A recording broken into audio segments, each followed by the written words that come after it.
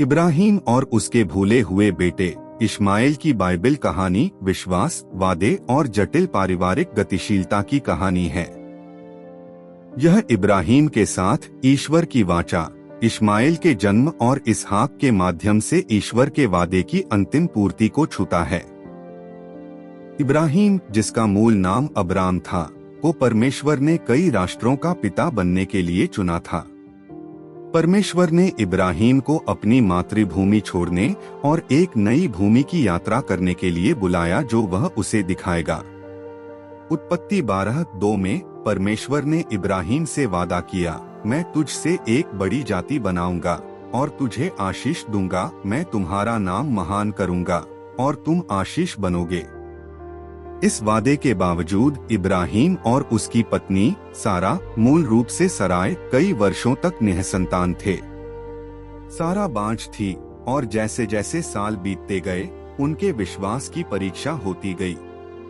उत्पत्ति 15 में इब्राहिम ने प्रश्न किया कि परमेश्वर का वादा कैसे पूरा हो सकता है, क्योंकि उसकी कोई संतान नहीं थी और उसका एकमात्र उत्तराधिकारी उसका सेवक एलिएज़र था। परमेश्वर ने इब्राहिम को आश्वस्त किया कि उसकी अपनी संतान को प्रतिज्ञा विरासत में मिलेगी। जैसे जैसे सारा बड़ी होती गई, वह एक बच्चे के लिए बेताब हो गई। उत्पत्ति 16 में सारा ने सुझाव दिया कि इब्राहिम उसकी मिस्र की नौकरानी हाजिरा को उसकी ओर से बच्चे को जन्म देने के लिए दूसरी पत्नी के रूप में ले जाए। उस सांस्कृतिक संदर्भ में यह प्रथा असामान्य नहीं थी, लेकिन यह इब्राहिम के परिवार के लिए ईश्वर की मूल योजना का हिस्सा नहीं थी। इब्राहिम और हाजिरा की जंगल में यात्रा। इब्राहिम हाजिरा और उसके बेटे इस्माइल को विशाल रेगिस्तानी जंगल में ले गया, जो दुहक और आज्ञाकारिता का दृश्य था। तेज धूप के तहत बंजर रेगिस्तानी परिदृश्य अब्राहम की गंभीर अभिव्यक्ति के विपरीत है। एक युवा लड़के के रूप में इस्माइल रेगिस्तान में अपनी मां हाजिरा के पास खड़ा है। उसका चेहरा जिज्ञासा और ताकत से भरा हुआ है।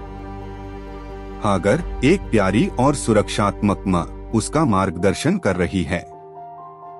जंगल अज्ञात में उनकी यात्रा का प्रतीक है। आज्ञाकारिता में इब्राहिम ने हाजिरा और इस्माइल को कुछ भोजन और पानी के साथ रेगिस्तान में भेजा। जब प्रावधान खत्म हो गए तो हाजिरा को डर था कि इस्माइल मर जाएगा और वह उससे दूर जाकर रोने लगी। हालांकि परमेश्वर ने इस्माइल की पुकार सुनी और परमेश्वर के दूत ने हाजिरा को दर्शन देकर उत्पत्ति 21:17-18 में कहा, डरो मत, भगवान ने उस लड़के को वहां पड़े हुए रोते हुए सुना है। लड़के को उठाओ और उसका हाथ पकड़ो, क्योंकि मैं उससे एक बड़ी जाति बनाऊंगा। इब्राहिम पीछे मुड़कर देख रहा है। इब्राहिम दूर खड़ा होकर हाजिरा और इस्माइल की ओर देख रहा था जब वह उन्हें छोड़ रहा था। उनके चेहरे पर पिता के प्रेम और ईश्वर की आज्ञा का द्वंद्व झलकता है। उजाड़ परिदृश्य अलगाव की भावना को बढ़ाता है। जमजम का कुआं। इस्माइल और हाजिरा जंगल में पानी की खोज कर रहे हैं, जिसका प्रतीक जमजम का कुआं है। दृश्य में हाजिरा को कृतज्ञता में घुटने टेकते हुए दिखाया जा सकता है, जबकि इस्माइल जमीन से पानी बहते हुए आश्चर्यचकित होकर देख रहा है। इस्माइल से परमेश्वर का वादा। इस्माइल को आशीर्वाद देने और उसे एक महान राष्ट्र का पिता बनाने का वादा करने वाली ईश्वर की आवाज का एक दृश्य। इस्माइल रेगिस्तान के बीच में खड़ा है, ऊपर विशाल आकाश है, दिव्य प्रकाश उस पर चमक रहा है, जो उसके भविष्य का प्रतीक है। इस्माइल के राष्ट्र का विकास। एक वयस्क के रूप में इस्माइल का चित्रण। उसके लोग रेगिस्तान में उसके चारों ओर इकट्ठे हुए थे। तंबू, ऊंट और नखलिस्तान इस्माइल के वंशजों को एक मजबूत और संपन्न राष्ट्र में बढ़ाने के ईश्वर के वादे की पूर्ति को दर्शाते हैं। इब्राहिम का इस्माइल के साथ पुनर्मिलन। इब्राहिम और इस्माइल की वर्षों बाद फिर से मुलाकात का एक शक्तिशाली क्षण।